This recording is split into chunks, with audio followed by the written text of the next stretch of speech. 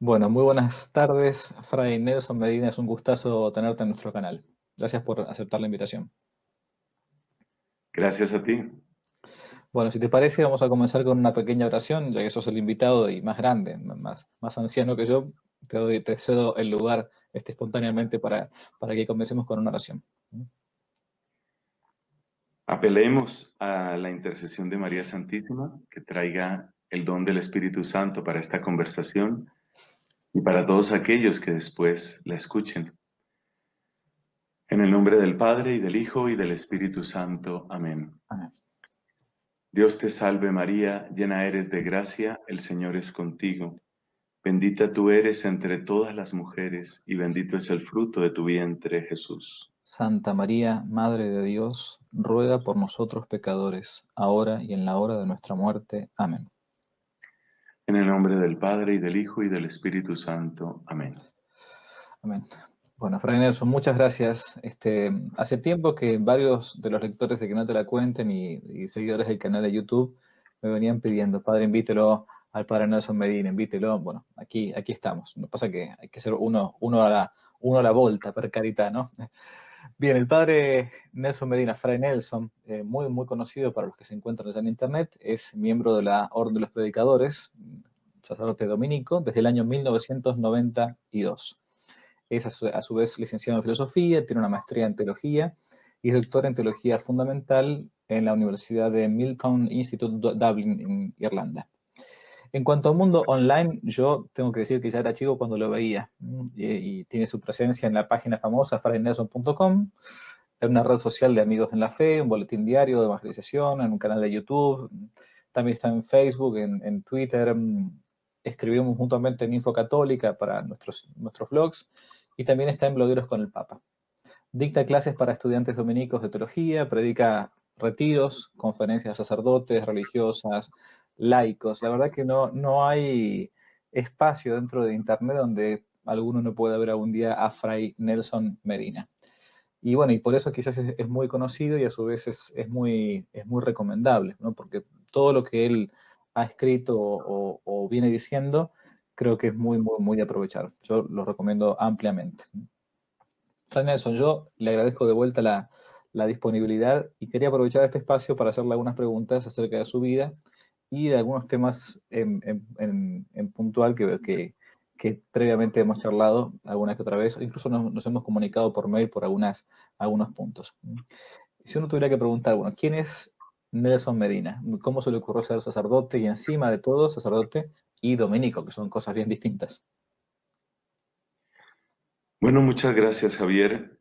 Tal vez una pequeña síntesis biográfica puede ayudar, porque finalmente la fe es un tesoro compartido, es Ujú. una realidad personal, pero es un tesoro compartido. Quiere decir que siempre tiene un lugar de nacimiento, muy frecuentemente en la familia, después en la parroquia, en distintas comunidades o grupos o movimientos.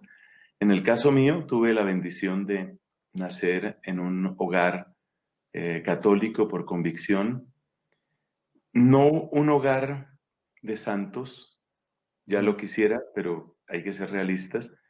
Y es un punto que me interesa porque digamos que ahora de las cosas que más intento infundir, especialmente en las parejas jóvenes, es la opción clara por la santidad desde el principio. Y esa santidad pues incluye la difusión, la expansión del Evangelio. Mi familia con unos valores muy claros, pero sin un impulso misionero ni nada, llamémoslo así, extraordinario. En esa familia se tomó la decisión de que nosotros nos educáramos en un colegio católico, Colegio Santo Tomás de Aquino, aquí de la ciudad de Bogotá, donde yo resido actualmente. Ese colegio, regentado por padres dominicos, claramente pues fue una referencia de la orden a la que ahora pertenezco y una referencia para la fe en todo sentido. Tampoco debo decir una referencia perfecta. De hecho, cuando terminó mi secundaria, yo había tenido un primer llamado, un primer impulso hacia la vida sacerdotal, pero no tenía en ningún sentido tenía un deseo de ser dominico. Eso vino después, curiosamente. Cuando terminé la secundaria entré a estudiar ciencias, a estudiar física y matemáticas en la Universidad Nacional, aquí en Colombia. Paralelamente a esto, sufrí, puedo decir, la influencia, que para mí fue muy positiva, de la renovación carismática católica. Ujú. Y ese contacto con la renovación, con la gracia del Espíritu, con la alegría del Espíritu, la experiencia de los carismas, pues hizo realmente un terreno nuevo en mi corazón. Revivió el primer llamado que yo había tenido cerca de los 15 años de edad. Y luego hubo unas intervenciones, yo me atrevo a llamarlas así, unas intervenciones de la Santa Virgen María que hicieron una maravilla, algo que cuanto más lo pienso, más agradezco. La ciencia para mí no era simplemente una ocupación ni era simplemente un amor, era una idolatría. No es que la ciencia deba volverse idolatría, pero para mí se volvió así, por error mío, claramente. Mm. Y María me ayudó de un modo extraordinario para que ese ídolo cayera, de modo que yo he conservado el amor por la ciencia y procuro mantenerme al tanto en muchos temas de ciencia, pero por otro lado, pues cuando cayó el ídolo, pues quedó a la vista Dios, ¿no? El ídolo siempre Mm. trata de tapar a Dios. Ujú. Cae el ídolo y se ve el esplendor de Dios, de su llamado, de su camino, y esa fue la manera como revivió en mí el deseo del sacerdocio. Primero consideré por breve tiempo ingresar a la comunidad de los padres eudistas, que han sido grandes promotores de la renovación carismática aquí, y luego de algunas conversaciones con un sacerdote que era un referente espiritual, casi me atrevería a decir un director espiritual para mí, un sacerdote que de hecho todavía vive y Mm. vive en este convento donde yo estoy, Ujú. ese padre que me hizo ese gran favor, en conversación, en discernimiento con él, pues vino la opción por la orden dominicana.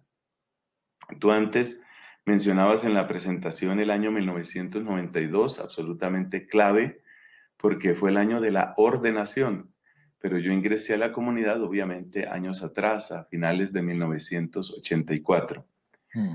Entonces, esa es la pequeña historia vocacional, más lo que tú quieras preguntar, esa es la pequeña historia vocacional que siempre que me preguntan digo, pues toda vocación es finalmente una historia de amor Mm. y el Señor pues muestra su misericordia con inmensa fuerza cuando se trata del barro pues tan imperfecto que somos. Y no solo somos barro imperfecto cuando entramos, sino que también a lo largo del camino pues va apareciendo toda esa imperfección. Para mí, de hecho, eso es lo más maravilloso de la vocación, Mm. que Dios, entre comillas, se atreva a utilizar un instrumento imperfecto y apenas en vía de perfección para ayudar a otros. Cualquiera diría, pues un Dios perfecto buscaría instrumentos perfectos. Claro.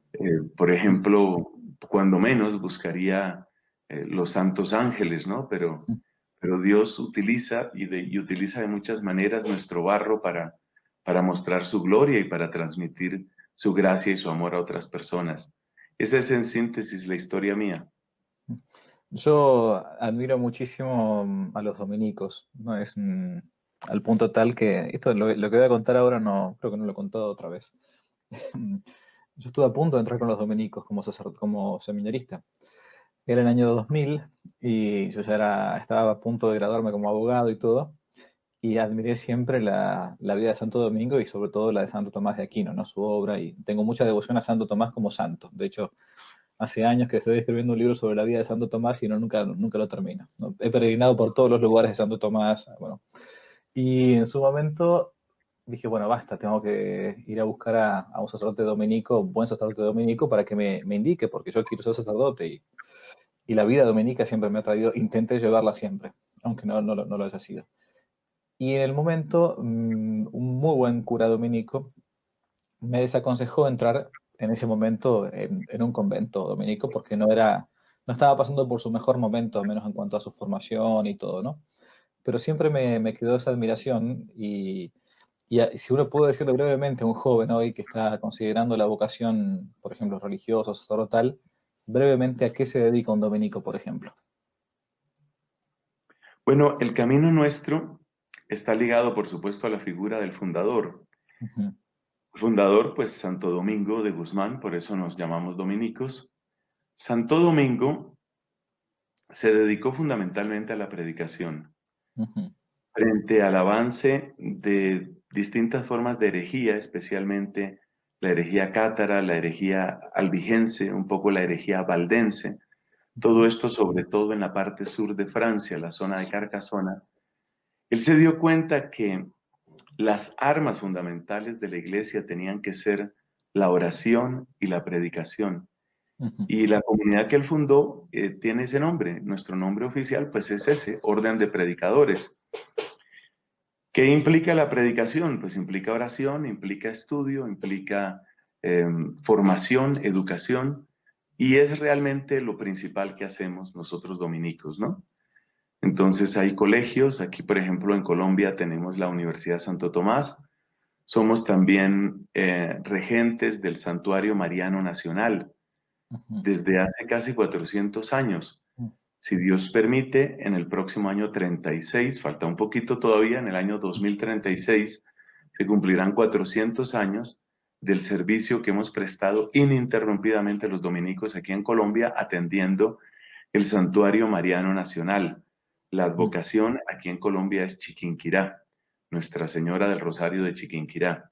ujú, Entonces, el santuario, la universidad, los colegios, las parroquias, las misiones. Hemos tenido hace más de 50 años una obra misionera en el nororiente de Colombia, muy cerca, de hecho, en la frontera misma con Venezuela, ujú. es también labor. Y ahora, pues en estas nuevas coordenadas, pues también prestamos otros servicios. En el caso mío, por ejemplo, a través de Internet, a través de medios de comunicación y también en misiones y retiros que uno va a predicar. Ujú. O sea, hay un apostolado bastante amplio, pero lo que Inmenso. une, sin Mm, duda, es la parte de la predicación. claro, de ahí los orden de los predicadores, justamente. Bueno, es bueno que se sepa y también que los dominicos están divididos como en provincias, ¿no? Que cada una de las provincias es distinta de otra. No sé si, porque a veces uno puede haber visto que, bueno, en tal lugar tienen tal apostolado o tal modo de ser estos dominicos y en aquel lugar un modo de ser distinto y un apostolado distinto. Es que están divididos como en provincias, como en jurisdicciones, se les llama así eclesiásticas, y por eso tienen distintos modos también de ser y distintos perfiles, ¿no? No son todos exactamente iguales. Uno puede ser Fray Nelson y otro puede ser Fray Bartolomé de las Casas, ¿no? Para decir alguna cosa en la historia. Y en base a esto, a caballo de esto, yo quería preguntar por la espiritualidad, ¿no? Que muchas veces quizás se nos plantea en el mundo moderno por esto de que creo yo que es un defecto del mundo moderno de intentar dar un método para todo, ¿no? O sea, bueno, con este método vas a bajar 20 kilos porque estás excedido de peso, con este otro método vas a aprender rápidamente inglés incluso cuando estés durmiendo, bueno, en fin. La espiritualidad, ¿no? Em, ¿Es uniforme para todos igual o Dios va llevando a cada alma según su propio modo de ser, tanto el de Dios como el de cada alma? Y esto en base quizás a a unas corrientes de espiritualidad que se podrían denominar como la devoción moderna. Alguna vez he hablado un poquito sobre este tema, o la devoción antigua, tradicional. A mí no me gusta ya de por sí los términos tradicional, tradicionalista, moderno, antiguo. Yo ya hace tiempo que trato de simplemente decir que intento ser católico y punto. Pero la pregunta ¿es necesario seguir una especie de manual para ser santos o bien Dios va llevando a cada alma por distintos lugares? A vos, por ejemplo, te llevó a partir del mundo carismático. A mí por un mundo más respecto de la liturgia, del canto sagrado, de la filosofía. Es decir, ¿hay un método para decir, bueno, este es el único o realmente Dios va soplando como quiere? ¿Cómo es la cosa? Creo, si hubiera que escoger en la alternativa que tú planteas, me parece que habría que hablar de lo segundo, es decir, hay una gran variedad, Mm, pero una gran variedad que también tiene unos puntos fundamentales, ¿no? mm, No es la variedad del capricho, no es una espiritualidad, la espiritualidad cristiana no es una especie de recipiente vacío que cada cual llena según su antojo, claro. evidentemente no. Mm, Y me parece que la relación profunda ahí está entre el logos y el neuma. ujú, El logos, la palabra, que nos ha dado un contenido, un qué creer, ujú, y luego el neuma, que nos da un cómo creer y vivir esa fe. Pero el cómo no destruye al qué, ni ujú, el qué se va por un solo cómo. Entonces, ese cómo del espíritu evidentemente muestra una tremenda fecundidad. Tú eres historiador, entre otros dones que Dios te ha concedido, amante de la historia en cualquier caso, y conoces más de un ejemplo. Yo voy a tratar aquí de dar uno.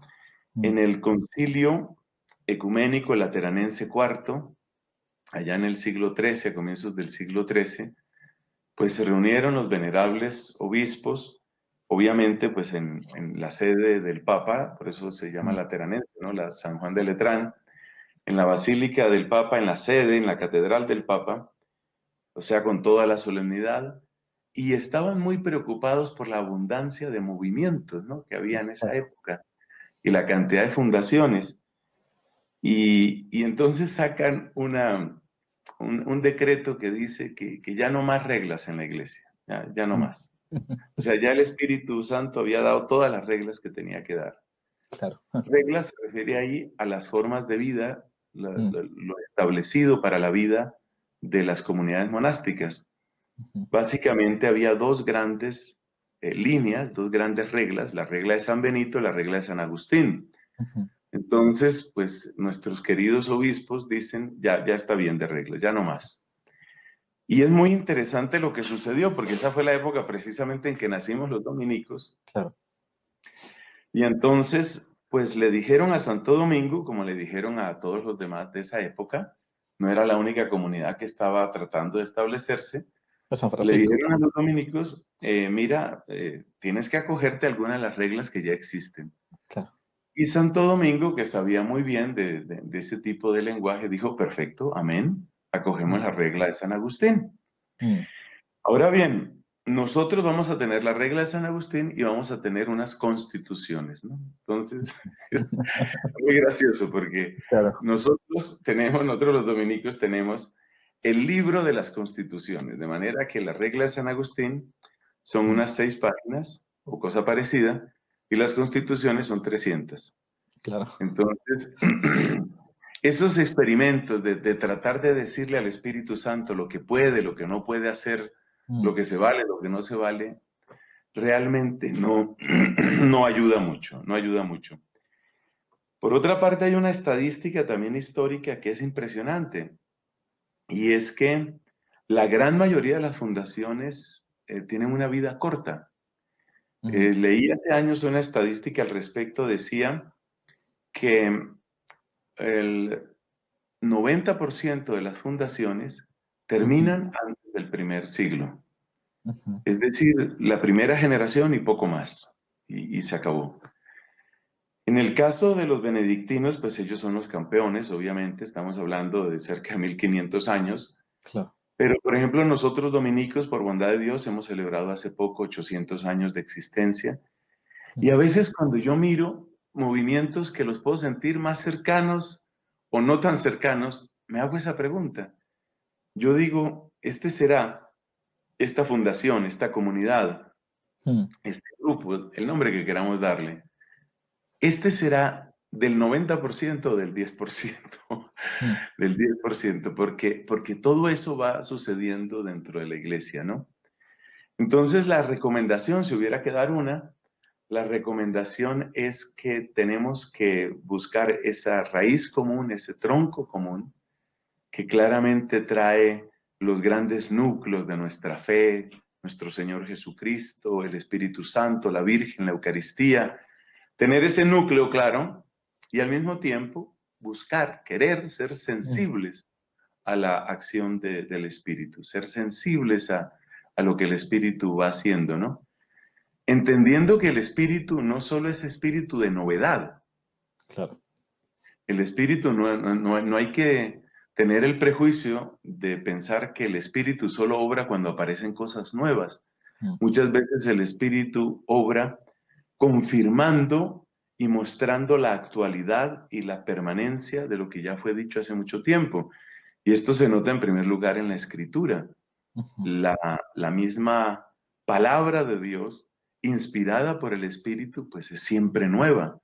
Entonces no hay que tener el prejuicio de que el Espíritu solo está donde aparecen Claro. cosas nuevas o donde aparecen cosas raras, Mm. porque puede suceder, pero también puede que no.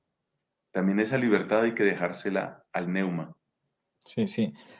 Yo quizás es verdad, yo muchas veces he pensado esto de las nuevas fundaciones y todo.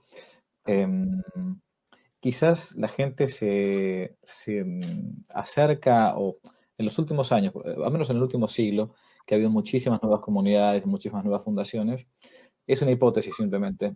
Quizás se ha dado porque en las órdenes o en las congregaciones tradicionales, para decirlo de algún modo, ya que tienen muchos años, quiero decir, a eso me refiero, quizás no encontraron del todo lo que estaban buscando en el mismo espíritu de esa orden o de esa congregación, ¿no? Entonces dijeron, bueno, a ver, intentemos fundar algo parecido a los dominicos, parecido a los franciscanos, parecido a los jesuitas, parecido a lo que fuera, para intentar más o menos mantener aquello otro. Entonces, obviamente que tiene que haber habido iluminados con que dijeron, acá estoy inventando la pólvora y armo algo de cero, inventando la rueda desde la nada. Pero creo que una respuesta podría ser esa, ¿no? Y después también, yo esto lo he pensado mucho, mucho y mucho tiempo, es una opinión mía puramente, que tampoco que las órdenes y las congregaciones son medios, no son fines. El fin es el cielo, el fin es Dios, es un medio, ¿no? Santo Domingo, San Francisco, San Benito. Tampoco me parece yo que se hubiesen puesto a pensar como unos visionarios para esto quiero que dure hasta el fin de los tiempos y que esto, aunque se caiga el mundo, permanezcan los franciscanos. No, es un medio, el fin es Dios, es la vida eterna, ¿no? Entonces, es la regla ignaciana del tanto cuanto. Tanto he de usar yo de una cosa en cuanto que me sirva a mí para alcanzar el fin, y tanto de alejarme de una como para esto. Esa postura. No, si no digo porque a veces algunos se han aferrado a las comunidades o congregaciones como si fueran un fin en sí mismo. Y no, son un medio, simplemente. Lo que decías respecto de la escritura, aprovecho a caballo de esto, que es verdad que es para ser leída siempre y todo, y si no me equivoco, yo he escuchado más de un pasaje, has hecho la experiencia de la lectura en voz alta durante casi un año entero de la Sagrada Escritura. Y quería que me comentaras un poco cómo fue esa experiencia, porque para muchos católicos que pocas veces han leído esa escritura, capaz que les viene bien esta experiencia personal. Gracias por mencionarlo. A lo largo de mi vida, por bondad de Dios, he leído completa la Biblia en 4 ocasiones. La última, esta, en que dije, pues si lo voy a leer, ¿por qué no añadimos una pequeña cuota de esfuerzo, que luego resultó no tan pequeña, una pequeña cuota de esfuerzo para, una pequeña cuota para hacerlo en voz alta? Yo creo que es de lo mejor que me ha pasado en la vida. Bien. Tengo algo más de 50 años y puedo decir, es de lo mejor que me ha sucedido en la vida. Mm. Porque, como en alguna predicación tuve ocasión de decir, la imaginación puede ser aliada en algunos casos, pero en muchos otros casos la imaginación es enemiga de la verdad. Mm. Y el Jesús imaginado es tan peligroso como el no Jesús. Mm. El Jesús imaginado, o sea, es lo que brota en nuestro corazón, es nuestro deseo de hacer un Jesús. Mm. Mm. Nosotros tenemos siempre la tentación de hacer a Dios a nuestra imagen. Claro. Tentación, por supuesto, es diabólica. Mm. Y bueno, uno ni siquiera se da cuenta cuando eso sucede, Mm. porque le parece tan lógico que Jesús sea así, le parece tan lógico que Dios sea así. Lógico no en el sentido estricto de lo que es la lógica, sino lógico en el sentido de consecuente con mi manera de ser, con lo Mm. que a mí me parece que tiene sentido. Entonces, para mí la gran enseñanza que me dejó esta lectura de toda la Biblia es una especie de purificación continua de la imaginación. Una y otra vez tengo que enfrentarme al hecho de que Dios es distinto, Dios es otro. Dios me desconcierta, me sorprende, me descoloca.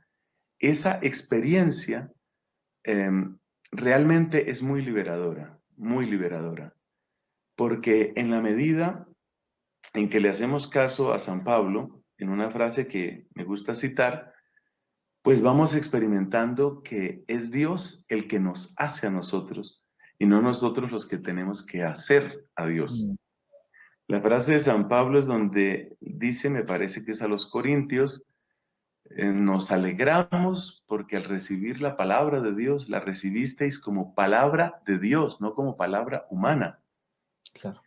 Y eso tiene unas repercusiones tremendas. Recibirla como palabra de Dios es recibirla como palabra que me moldea, me modela, me cambia, me interpela y todos los otros verbos que podamos utilizar. Entonces fue una experiencia muy fuerte, muy bella. Yo seguí un esquema que un grupo de católicos norteamericanos, no los conozco, ellos Ujú. propusieron un esquema de 365 días continuos Mm. y me gustó mucho por dos razones. Primera, porque van uniendo textos del Nuevo Testamento y del Antiguo Testamento. Ujú. La mayor parte de la gente que ha hecho el intento de leer la Biblia, pues dice, empiezo con Génesis, Mm. Éxodo, ya Levítico está difícil, Claro. números que tienen que ver esas estadísticas, además mal hechas, Claro. dicen desviación estándar, ¿no? Mm. Entonces, Es cierto. eso descorazona, eso Ah. descorazona. Pero cuando ya se trata de una lectura balanceada, Mm. se lee efectivamente todos los textos de todos los libros de toda la Biblia, Mm. pero ese balance ayuda mucho, Mm. realmente ayuda mucho. Y lo segundo que me gusta es que también la dosis está bastante bien lograda en términos del número de minutos Mm. por día. Las lecturas más cortas, si no me falla la memoria, fueron como de unos 14 minutos, 13, 14 minutos, las más largas casi media hora, pero creo que ninguna pasa de media hora. Entonces, un católico con algo de generosidad de su parte y un poco de disciplina lo puede hacer, Ujú. ya sea que tome el conjunto, tome, digamos, los textos originales, quiero decir, el esquema original por sí mismo y lo lea a su ritmo, o que se acoja a lo que yo hice. Debo decir que la traducción que yo utilicé no es tampoco la que más me gusta a mí. De hecho, es Mm. muy difícil, después de un tiempo de estudiar teología y bueno, todo lo que nos ha tocado, es difícil, entre comillas, casarse con una traducción, es muy difícil. Mm. Yo utilicé, para evitar en lo posible dificultades de derechos de autor, utilicé la versión que aparece pública en la página de la Santa Sede. Esa fue la versión que utilicé, que por cierto es una versión argentina, dicho sea de paso. Mm. No es Mm. la que más me gusta. Hay cosas que uno dice, bueno, aquí esto se queda corto, pero preferí que hubiera consistencia en una sola traducción. Y además también esta es otra lección adicional, que las traducciones siempre se quedarán cortas. Mm. Un ejemplo cortico, un ejemplo muy sencillo que creo que ilustra esto. Cuando cuando se habla de medidas, no es el ejemplo más trascendental del mundo, pero cuando se habla de Ujú. medidas, por ejemplo, las Ujú. medidas del arca de Noé, Mm. se utilizan las formas de medición que había en la época, qué sé Claro. yo, el codo, el palmo, cosas de esas. Sí. Entonces, el traductor tiene este dilema. Mm. ¿Conservo la terminología de ellos o lo paso a unidades actuales. Claro. La tendencia actual, la tendencia contemporánea es pasarlo a unidades actuales. Entonces decir que el arca tenía, qué sé yo, tantos metros, por tantos centímetros. Bien, esa es una opción. Pero si tú tomas esa opción, resulta que las relaciones numéricas que tienen una cierta importancia se pierden. Claro. Porque resulta que tantos palmos eran un codo, porque resulta que tantos codos por tantos codos tenían un significado también.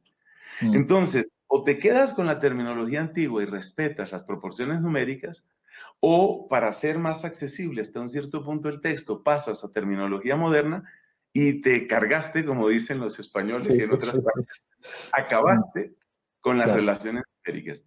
Y lo mismo pasa con muchos otros términos, ¿no? Mm, Especialmente, y esto es grave, especialmente con los términos que tienen más que ver con el sujeto.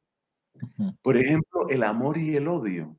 A mí me aterra, querido padre Javier, me aterra cómo esas palabras son mal entendidas, mm, terriblemente mal entendidas. Yo quisiera tener mucho más conocimiento bíblico, pero ciertamente me meto sin miedo en asuntos de hebreo y de griego.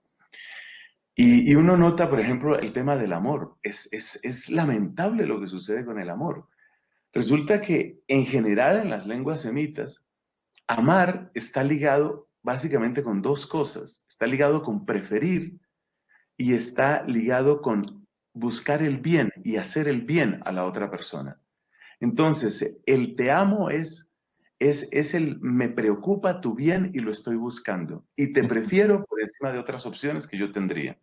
claro. Resulta que para nosotros el amor, pues ya sabemos lo que ha pasado, se ha Mm, convertido en un sentimiento, en una emoción y además en una emoción sumamente superficial, porque hay gente que ama las hamburguesas, hay gente que ama la poesía, hay gente que ama su país, y hay mm, gente que ama su equipo de fútbol.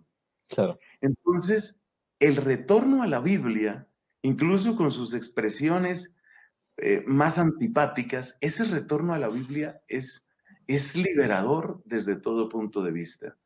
Y gracias por traer esa pregunta, porque ha sido de las experiencias que ha enriquecido más el sacerdocio, aunque como te digo, pues en más de una ocasión, por bondad de Dios, he hecho ese ejercicio de leer toda la Biblia.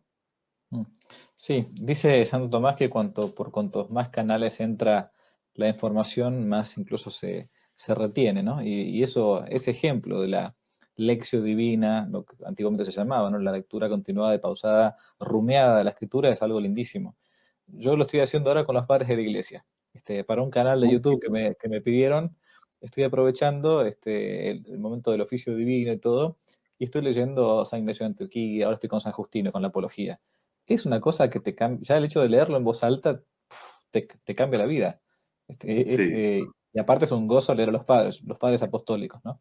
Es algo realmente hermosísimo. Muy bueno.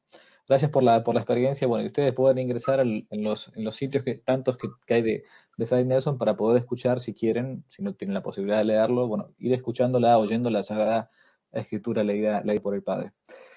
Pasamos a otros temas, Padre, los males de nuestro tiempo. ¿Cuáles crees que puedan ser?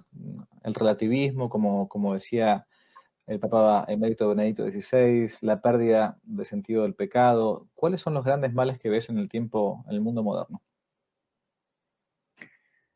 Bueno, no sé si tienes una pregunta un poquito más amplia.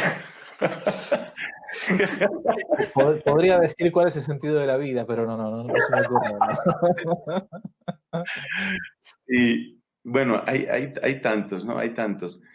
Pero precisamente en una línea muy tomista, Mm, lo primero en lo que uno se fija es en las grandes facultades del alma, mm, nuestra inteligencia y nuestra voluntad. Y, y lo que uno observa es que precisamente nuestra humanidad contemporánea está herida y herida profundamente, herida en su corazón, tanto del lado de la inteligencia como del lado de la voluntad. mm, Del lado de la inteligencia, de muchas maneras, por un oscurecimiento de la verdad. mm, A veces, eh, en una tónica o en una clave que podríamos llamar agnóstica, es parte de lo que está en el relativismo, ¿no? Es decir, No hay nada fijo, no hay nada sólido, todo es líquido, como lo han dicho varios autores que han estudiado esto. No hay nada sólido, entonces la verdad no importa.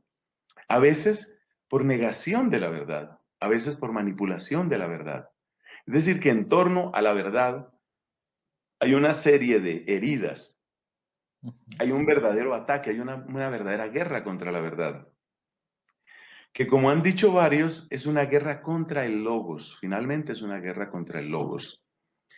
Eh, Se nota en algunas manifestaciones culturales. No hace mucho, pero fue menos de un año, leí un artículo que hablaba sobre el fin de la música. Mm. O sea, el final, se acabó, Al la final, música se claro. acabó. Ajá. Yo no soy artista ni me considero artista, pero me pareció pues una afirmación absolutamente descabellada, como así que llegó Claro. el final de la música, ¿no? Claro, sí, sí. Y lo que planteaba el autor era que ha habido un proceso de demolición de la música Mm. que ha empezado por la demolición de la palabra y la imposición del ritmo. Es Claro. decir, el ritmo reemplaza al logos, reemplaza a la palabra. Mm. Y esa imposición masiva del ritmo abre las puertas para todo tipo de manipulación mental, por ejemplo. Mm. Es lo que sucede con muchos de los grandes éxitos, ya desde la época del rock, por supuesto. Una Claro. gran parte del rock está en esa condición.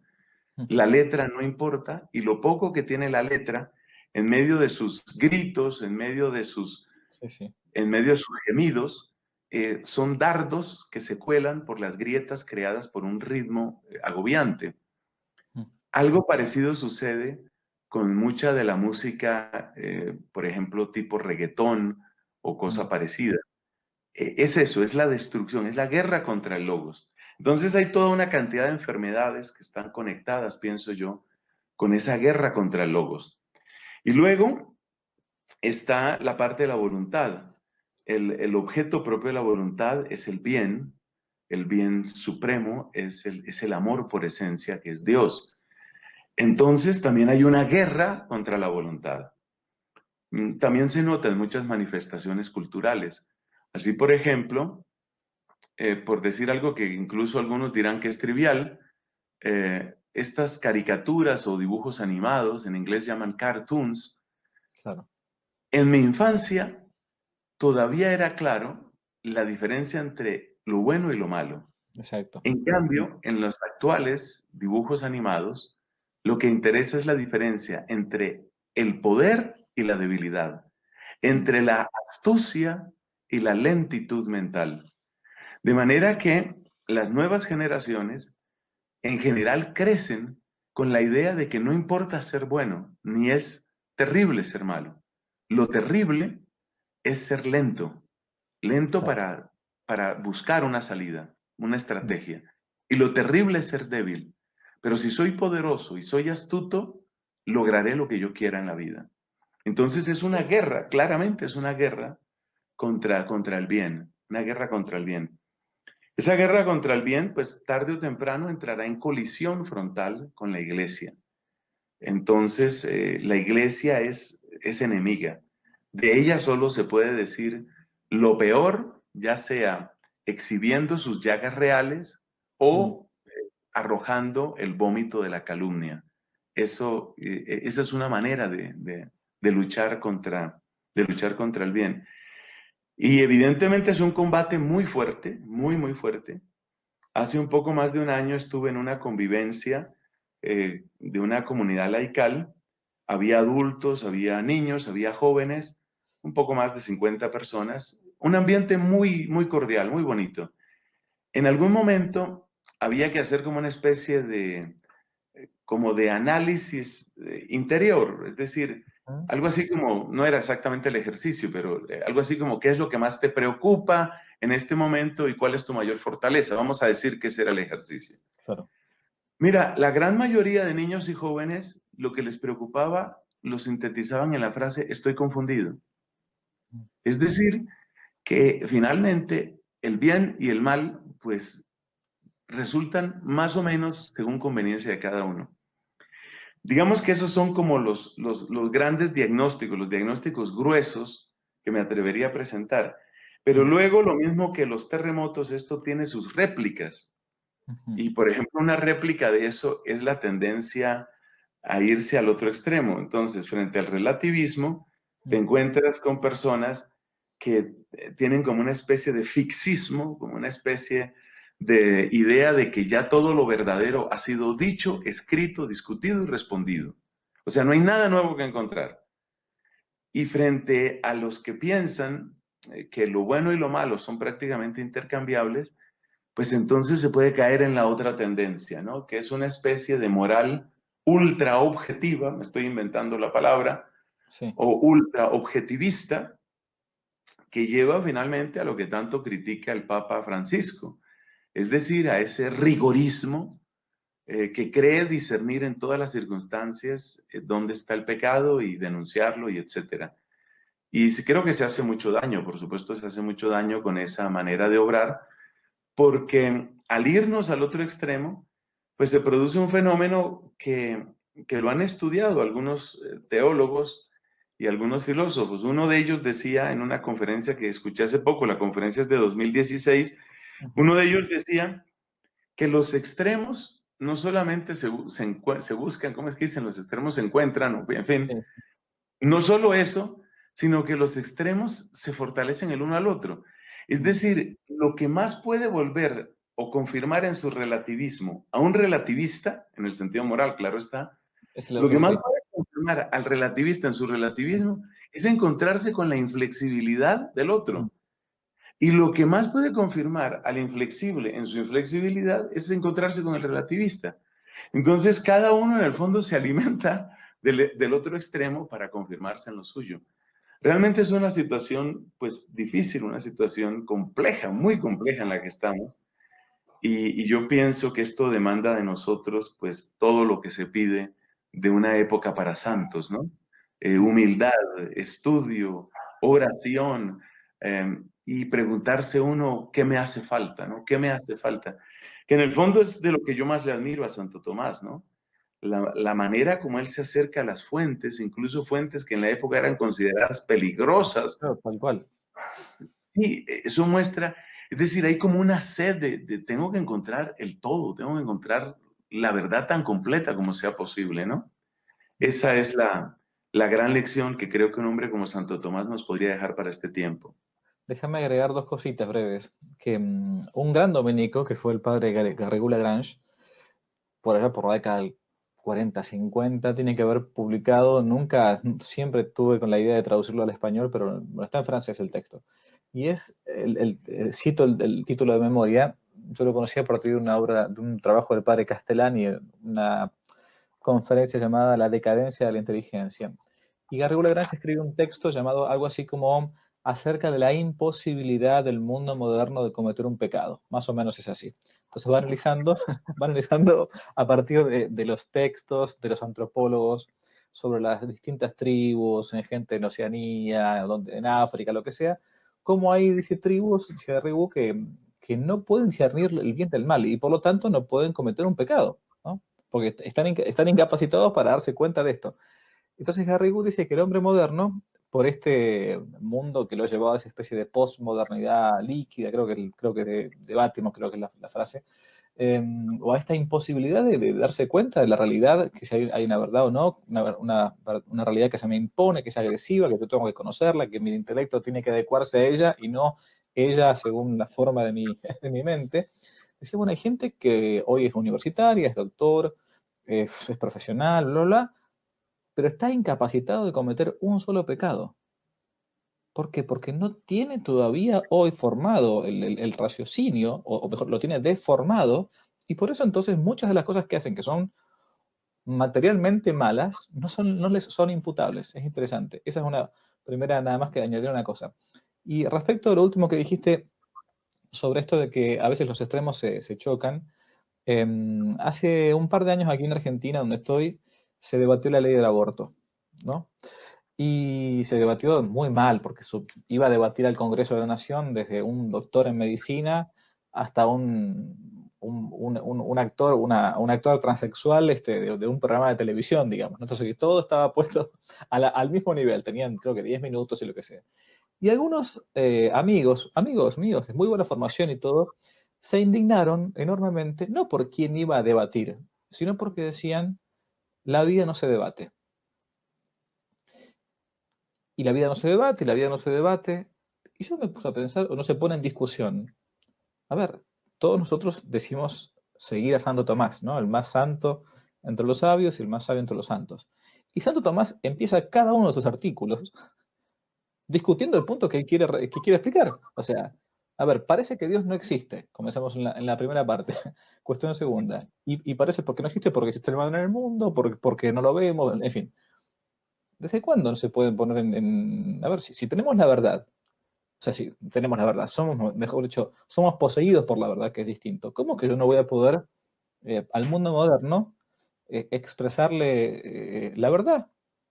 Y Santo Tomás, fueron varias de sus tesis fueron condenadas después del muerto. San Alberto tuvo que ir a defenderlo. Era un progre, entre comillas, para la época de Santo Tomás. Usaba Aristóteles, ¿no? Ujú. Bueno, pero digo, claro, siempre siguiendo en cuanto a que la verdad permanece, no va cambiando, ¿no? Yo no puedo cambiarla porque la gente hoy no la puede recibir, siempre en el ámbito de la caridad y la prudencia, eso lo sabemos, es la virtud de la veracidad, conexa a la justicia. Pero, a ver, creo y es difícil para un cura o para nosotros, por ejemplo, a veces explicar estas cosas sin ser tildado o de troglodita tradicionalista o de pseudo neoconservador o de progresista o de carismático neomodernista. Estos motes que nos vamos poniendo a veces, por eso yo vuelvo a lo del inicio, creo que no hacen bien tampoco, ¿no? No hacen bien. Y por eso Dios va llevando a cada uno su camino de santidad según lugares, según modos distintos. Él va soplando como quiere, siempre que no traicionemos y prostituyamos la verdad, digamos, ¿no? Porque esa es la gran traición. Paso a otro punto. Perdóname que te haga un poco ocurrir, pero quiero que la gente te aproveche, padre. Una de las cosas que nos ha llevado en los últimos años, y has escrito y has hablado públicamente, a veces muy fuerte incluso sobre este tema, es el famoso feminismo actual, que es un feminismo radical. ¿Por qué surge ahora? ¿Y cuál es esa concepción católica que debemos tener acerca de la complementariedad entre varón y mujer, como lo ha explicado siempre la Iglesia? Bueno, la conclusión a la que he llegado, que es la que te Sí. puedo compartir, por supuesto, Ujú. la conclusión a la que he llegado es que el feminismo adquirió ese rostro que nosotros le vemos ahora, porque ha habido más de un feminismo, ¿no? Claro. Eh, la gente a veces se asombra cuando uno les recuerda que las fundadoras del movimiento feminista, por ejemplo, en Estados Unidos, eran absolutamente pro vida. Es un dato que mucha gente se queda aterrado porque para nuestra mentalidad actual pareciera que ser feminista pues es ser pro aborto. Pero con mejor tino pensaban las fundadoras del feminismo, pensaban lo que es cierto y cualquiera lo puede analizar, y es que el aborto no va a suceder en la mujer como quien le extirpan una verruga. Es algo que va a dejar heridas profundísimas y lo hemos visto y bueno, no es el tema directamente ahora. Pero entonces, ¿en qué momento el feminismo empieza a tomar esos visos actuales? Pues para mí es claro que es a partir del impacto neomarxista. Es el neomarxismo el que hace con el feminismo lo mismo que el marxismo, llamémoslo de primera generación, el marxismo clásico, el de Engels y Marx, Mm. había hecho con la clase proletaria. Y también se conoce perfectamente cuál es el gran ideólogo de la extensión, de la expansión del marxismo a esos nuevos ámbitos. Es este político, el fundador del Partido Comunista Italiano, Antonio Gramsci. Claro. Antonio Gramsci es el que se da cuenta que no da más de sí. El Mm. tema económico no da más de sí. Entre otras cosas, por el surgimiento del movimiento sindical y por el cambio en la legislación laboral. ya no da más de sí. Entonces, ahora necesitamos adoptar otras causas, necesitamos otra gente que se indigne, que proteste, que grite y que cree una ola suficientemente voluminosa para nosotros montarnos encima de esa ola y llegar al poder. Ese es el esquema claro. Entonces lo han hecho con población indígena. Tal vez de los países donde menos ha sucedido es Colombia, y ya ha sucedido con los indígenas. Obviamente con la población homosexual, transexual, bisexual. Lo han hecho con la mujer, lo han hecho con las personas de distintas razas. Entonces, la estrategia del segundo marxismo, yo alcanzo a distinguir hasta 3 marxismos. En este momento, según mi estimación, que pongo a servicio de todos, estamos entre la segunda y la tercera oleada marxista. Entonces, el segundo marxismo, a veces conocido simplemente como neomarxismo, es el que empuja al feminismo a las primeras páginas de los diarios. Es el que produce grupos como Femen. Es el que produce la imagen de la mujer, entre comillas, liberada, procaz, cínica, arrogante, antimasculina y muchas veces fea, simplemente fea, porque se trata de rechazar la propia feminidad en el fondo, ¿no? Claro. Entonces, yo creo que eso es simplemente una expresión de neomarxismo, pero ese neomarxismo ya se quedó corto. Ese neomarxismo ya se quedó corto, o sea, ya también dio lo que podía dar. ¿Por qué? Pues porque las mismas mujeres, cuando ven a todo este poco de féminas mostrando senos, pintarrajeándose, ensuciando catedrales con sus excrementos, simplemente a mucha mujer no le atrae eso, no le parece que esa sea ella. Claro. Entonces, el feminismo y junto con el feminismo otros movimientos que en su momento, durante muchos años, han tratado de ser explotados, eso está llegando a su final. Entonces, viene una tercera oleada, neomarxismo versión 2 o marxismo en tercera ola, que es el puro grito desarticulado, es la producción del caos. El país vecino a nuestra querida Argentina lo vivió muy claramente, prácticamente hasta que llegó todo esto del COVID. Claro. Pero yo no niego, claro que no niego, las situaciones de injusticia social que se presentan en Chile como en muchas otras partes. Pero es evidente que la destrucción masiva de la propiedad pública, la interrupción continua de la vida social, quiere algo diferente.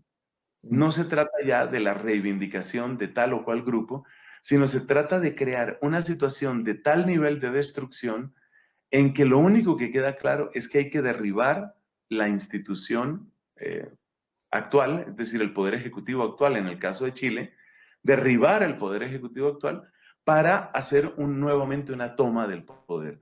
Finalmente el marxismo consiste siempre en eso, tomarse el poder. Entonces, desde los reposados, pero rabiosos análisis de Marx en El Capital, hasta la destrucción masiva de Santiago de Chile, hay una línea continua que tiene como denominador común el asalto al poder. Entonces, dentro de esa línea común, entra una cantidad de gente que con el debido respeto a ellos como seres humanos, son simplemente idiotas útiles. Y ese feminismo pues está metido ahí, está metido ahí. Tarda tiempo, realmente tarda tiempo la gente en darse cuenta de lo que está sucediendo. Pero sucede, de tanto en tanto uno se encuentra en publicaciones, en portales de noticias, se encuentra, por ejemplo, un homosexual que dice, a mí no me representa el movimiento LGBT, soy homosexual, incluso tengo mi pareja y no me representa eso. Claro. Esas muestras de sensatez, aunque uno por supuesto no quisiera que la persona estuviera en la práctica homosexual, pero esas muestras de sensatez hacen mucho bien. Y cada vez más por el lado de las mujeres hay gente muy, pero muy inteligente. Hay mujeres increíblemente valiosas que con su estilo, con su serenidad, con su belleza de alma y de cuerpo, le están diciendo a las feministas, te perdiste, mm, te extraviaste hace mucho rato. Y mm, eso hace mucho bien.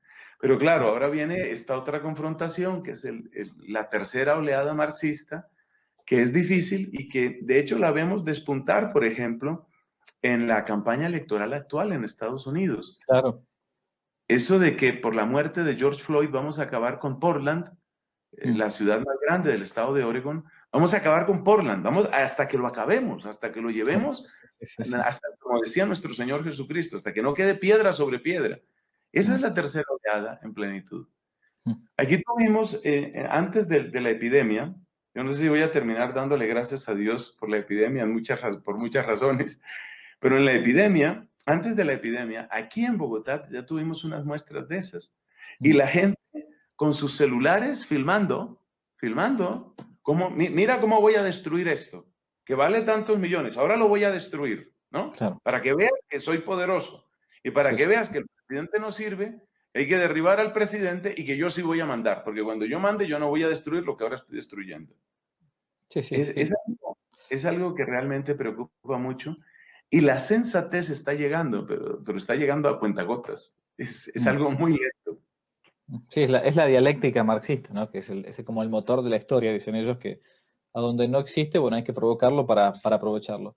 Hay también otra dialéctica que tenemos nosotros en la actualidad, que es lo que recién mencionaste, y es el tema del movimiento homosexual, que no se trata puntualmente de esta persona en concreto, sino de esta ideología, esta imposición. Uno en televisión prende un programa, un noticiero y se encuentra siempre, hoy por hoy, acá incluso en algunos países han puesto como cupos, ¿no? De que en una película, en una telenovela, tiene que haber siempre una persona que pertenezca a este movimiento.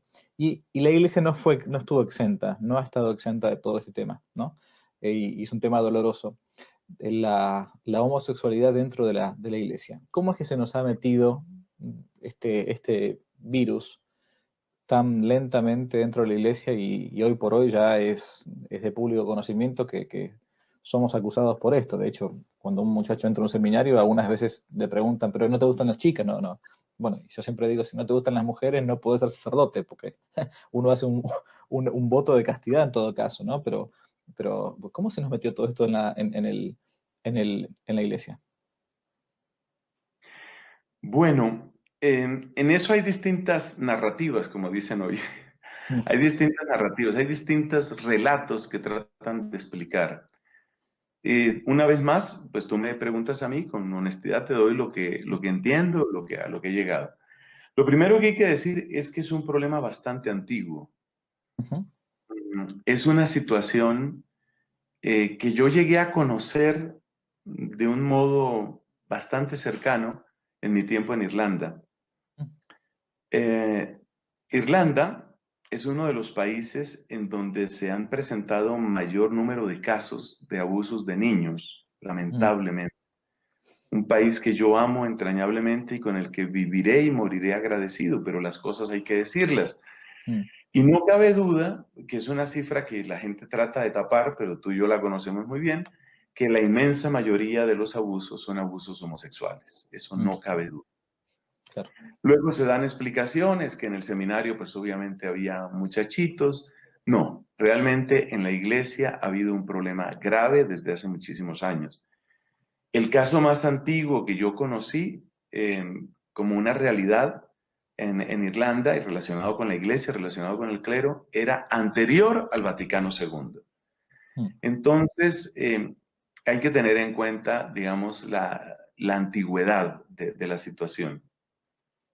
Luego hay que afirmar, así nos critiquen, hay que afirmar con claridad que dentro de la iglesia, pues lamentablemente siempre ha habido situaciones de fallas contra la castidad. Y ujú, todos sabemos que no es una batalla fácil y todos sabemos que hay caídas y bueno, todo eso lo conocemos. mm, Pero no se debe negar que ha habido una mayor presencia del tema homosexual. Eso tampoco se puede negar. Esa es una realidad. Desde antiguo es una realidad ese hecho. Y Y yo mismo me lo pregunté muchas veces, pues desde tiempos de Irlanda. No quiero decir que en Colombia no hayan pasado cosas, pero, a ver, yo me ordené en el año 1992, con 11 años de ordenado. En el año 2003 fui a Irlanda. Ahora ya tengo 28 años de sacerdocio, por bondad de Dios. Mm, Entonces, digamos que mi experiencia o mi cercanía con esto era casi nula, por lo que digo, las diferencias que se presentan en los distintos países. ujú, Cuando llego allá me encuentro con esta realidad y bueno, toca estudiarla. Yo estuve allá con los dominicos. Tengo toda la gratitud del mundo por la sinceridad, la fraternidad con que fui tratado desde el día número uno. mm, Jamás podré yo decir, trataron de quedar bien, trataron de esconder, nunca. Sinceros, fraternos. Eso mismo me permitió darme cuenta de un detalle, ujú, y es que, como bien enseña una sana teología y una sana filosofía, pues hay diferencias muy grandes entre hombres y mujeres que no son solamente fisiológicas. Lo que un hombre espera de una relación con otro hombre y lo que una mujer espera de una relación con un hombre, vamos a referirnos a ese caso, dejemos la situación del lesbianismo para otro momento. sí. Lo que un hombre espera de una relación con otro hombre y lo que una mujer espera de una relación con un hombre son realidades diferentes, en su gran mayoría. ¿Por qué? Porque la mujer que se prenda del seminarista, del sacerdote, lleva dentro de sí su condición de mujer y Ujú, dentro de su condición de mujer lleva un deseo de hogar. Esto produce una fuerte tendencia centrífuga, por darle un nombre. Es decir, la mujer que se apega al seminarista o al sacerdote, de algún modo quisiera siempre tenerlo para ella, quisiera siempre poder, poder poseerlo completamente, formar hogar con él. ujú, Esta tendencia, esta tendencia a tenerlo solo para mí, formando hogar, no suele existir en la relación homosexual masculina. ¿Eso qué indica? Eso indica que la relación homosexual masculina puede mantenerse durante mucho más tiempo dentro de la iglesia. mm, Por supuesto, haciéndole un daño brutal a la iglesia en todos claro, los sí, sí. aspectos. Pero como la persona homosexual o el par de homosexuales no quieren formar hogar, no es su prioridad. Ujú, Ya sabemos que a veces lo intentan y ya sabemos también que la sí, sí. inmensa mayoría de los intentos acaban en nada. Pero como su prioridad no es formar hogar, entonces les queda mucho más cómodo, utilizando esa palabra, permanecer dentro de la iglesia. Y viene Claro. otro elemento que ayuda a entender por qué existen utilizo el plural, los lobbies gay. No es Mm, uno solo, son muchos y en mm, muchos lugares. ¿Por qué les queda, por qué esto se refuerza? Bueno, la primera razón es porque el homosexual no tiene una prisa por formar un hogar. La mujer, desde su misma naturaleza, sí lo reclama. mm, Y claro, la fuerza centrífuga de la mujer pues lleva a que en muchos casos finalmente el hombre le diga, pues no te puedo dar más y se acaba la relación, ujú, o lleva a que hay un embarazo y la situación se vuelve escandalosa, o lleva a que la mujer dice yo no me aguanto, o lleva a que el hombre se sale. Tienen ujú, unos canales de tratamiento, si no hay conversión obviamente, tienen unos claro. canales de tratamiento que son muy diferentes a los del varón. En Mm, cambio, el varón homosexual, si tiene su cuota suficiente de lo que él llama ternura, amor, placer, con eso queda tranquilo. Entonces, ahí hay una, llamémoslo así, una cláusula de permanencia de la relación. Y luego viene otro asunto, y es que una vez que la relación se establece dentro de la iglesia, entonces se puede empezar a manejar el poder. mm, Por ejemplo, se crean los famosos círculos homosexuales. Aquí hace un par de años, hubo un escándalo terrible en la Policía Nacional de Colombia, por eso, un círculo de homosexuales, un círculo amplio que llegó a adquirir mucho poder. Y la lógica del círculo de homosexuales que hubo en la Policía Nacional de Colombia es exactamente lo mismo que sucede en la Iglesia Católica. Es decir, el círculo de homosexuales empieza a protegerse, no solo a que no se conozca su realidad, sino también a promoverse mutuamente, a reforzar mutuamente. Y como esto es una especie de espiral claramente diabólica que va subiendo en el poder, pues llega el momento en el que se tienen grandes capacidades de influencia que empiezan a repercutir en quiénes son rectores de seminarios, quiénes son Claro. obispos, etcétera. En Irlanda se dio el caso de una diócesis, prefiero no nombrarla, una diócesis en que el obispo, el rector del seminario y prácticamente toda la plana mayor de los formadores estaban de lleno en un círculo homosexual terrible. Terrible en el sentido de que quien no se plegara a sus peticiones, a sus Sí, solicitaciones, no tenía ninguna esperanza de ordenarse sacerdote en esa diócesis. Hasta sí. ese nivel de corrupción se llega. Entonces, en síntesis, 3 puntos. Sí ha habido situaciones de homosexualidad en la iglesia desde hace mucho tiempo, dolorosamente, es una realidad. Parte de la miseria y del barro humano contaminado. Sí. Segundo, como es tan distinta la manera del deseo y del amor, por utilizar esa palabra, que habría que ponerla entre comillas, del amor homosexual en comparación con el amor heterosexual de una mujer, el amor homosexual no tiene las fuerzas centrífugas que sí tiene la mujer y por consiguiente establece una cláusula de permanencia. Y una vez que hay esa cláusula de permanencia, es decir, ese acuerdo tácito de que yo me quedo y tú te quedas, entonces empiezan a crearse círculos de poder y esos círculos de poder se retroalimentan una y otra vez. Es algo muy doloroso, es algo muy difícil. Hay grandes zonas que están contaminadas. Yo no podría decir qué porcentajes o esto, pero claramente son grandes zonas. Y en muchas comunidades religiosas y en muchos seminarios. Y bueno, escándalos como el del cardenal McCarrick Sí. muestran hasta dónde se puede llegar en esa especie de espiral de ascenso al poder homosexual. Mm. Sí, sí, sí, es muy doloroso, ¿no? Y es muy triste, porque a su vez también nos encontramos con que no solamente que la realidad es existente, o sea, que es real, sino que después también es difícil que uno no quiera ver la realidad. Una cosa era distinta, un escándalo en la Edad Media donde, bueno, no pasaba más de este lugar, de este pueblo o de esta diócesis, y otro distinto ahora es que nos lo escupan en la cara directamente, aunque con toda la hipocresía del mundo moderno, porque claro, por un lado promueven todo el movimiento homosexualista, bla, bla, bla, pero por otro lado te dicen, vean, se dan cuenta, miren, hay curas homosexuales. Pero si, a ver, si estás, es la hipocresía del mundo moderno.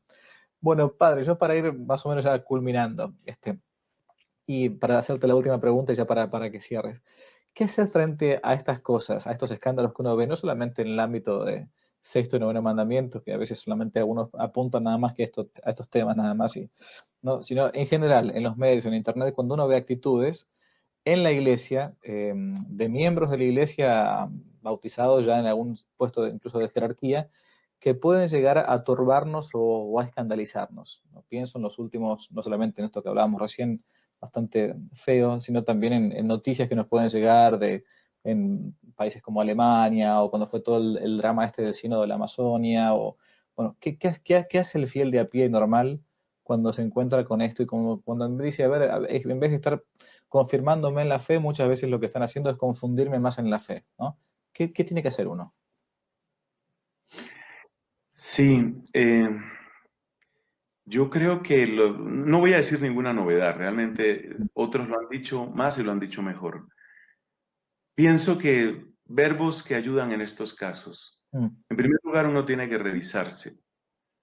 Revisarse porque pecadores somos todos. ujú, Revisarse porque lo que dijimos antes de las polarizaciones que se retroalimentan.